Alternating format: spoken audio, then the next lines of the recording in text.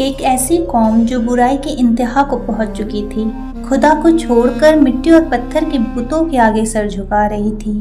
پھر زمین پر ایک ایسا طوفان آتا ہے جو سب کچھ تباہ کر دیتا ہے۔ حضرت آدم علیہ السلام کے بعد لوگ سیدھے راستے سے بھٹک چکے تھے۔ یہ زمین پر بت پرستی کی شروعات تھی۔ اس اندھیرے میں اللہ نے حضرت نوح علیہ السلام کو اپنا رسول بنا کر بھیجا۔ حضرت نوح نے اپنی قوم کو دن رات اللہ کی عبادت کی طرف بلایا، مگر قوم کے سردار اور امیر لوگ سرکشی پر اتر آئے۔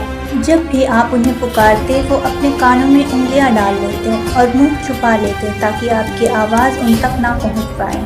انہوں نے کہا، نوح تم تو ہم جیسے ہی ایک انسان ہو۔ حضرت نوح علیہ السلام اپنی قوم میں کم و بیش 950 سال تبلیغ کی۔ اس لمبے عرصے میں صرف چند غریب لوگ ہی ایمان لے آئے، باقی لوگ آپ کا مذاق اڑاتے اور آپ کو تکلیف پہنچاتے۔ جب ان کی ایمان لانے کی کوئی امید نہ رہی، تب حضرت نوح علیہ السلام نے دعا کی، اے میرے رب، زمین پر کسی کافر کو باقی نہ چھوڑ۔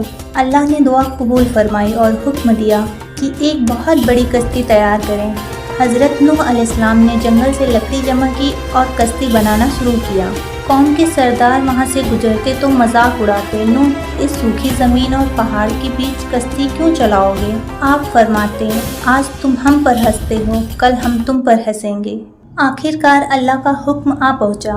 آسمان سے موسلادھار بارش شروع ہوئی اور زمین سے پانی ابلنے لگا۔ اللہ کے حکم سے آپ نے ہر جانور کا ایک جوڑا اور تمام ایمانداروں کو کشتی میں سوار کیا۔ حضرت نوح علیہ السلام کا بیٹا کشتی میں سوار نہیں ہوا اور پہاڑ پر پناہ لینے کے چکر میں تیزی سے بڑھتے ہوئے پانی میں ڈوب گیا۔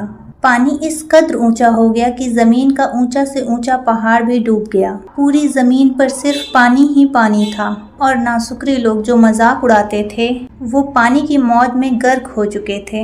صرف نوح علیہ السلام کی کشتی اللہ کے حفظ و امان میں پانی میں تیر رہی تھی۔ جب سب کچھ پاک ہو گیا تو اللہ کا حکم ہوا، اے زمین اپنا پانی نگل لے اور اے آسمان تھم جا۔ کشتی جودی پہاڑ پر رک گئی اور انسانیت کی ایک نئی شروعات ہوئی۔ یہ کہانی ہمیں سبق دیتی ہے کہ قدرت کا صبر بہت لمبا ہوتا ہے، مگر جب خدا کا عذاب آتا ہے تو نجات صرف حق کے راستے پر چلنے والوں کو ہی ملتی ہے۔